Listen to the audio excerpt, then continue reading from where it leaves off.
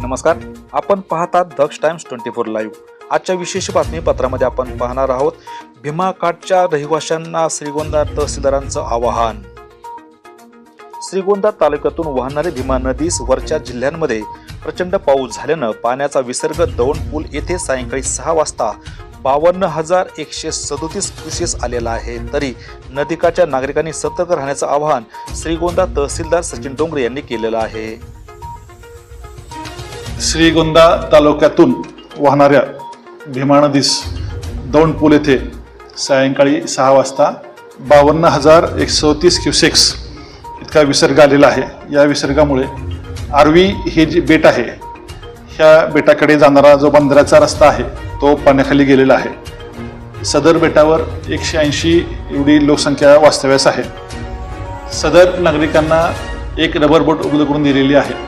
तसेच त्या ठिकाणी दक्षता घेण्यावर सूचना सर्वांना देण्यात आलेली आहे व श्रीगोंदा तालुक्यातील ज्या नदीकाठची सर्व जी गावं आहेत त्या सर्व गावांना दक्षता इशारा देण्यात आलेले आहे। सर्व नागरिकांनी याबाबत काळजी घ्यावी व नदीकाठी आपली गुरेढोरे किंवा आपण स्वतःही त्या ठिकाणी जाऊ नये असे मी आपल्याला आवाहन करीत आहे। दक्ष टाइम्स 24 लाईव्हसाठी श्रीरंग साळवेसह दत्ताजी जगताप, श्रीगोंदा, अहिल्यानगर।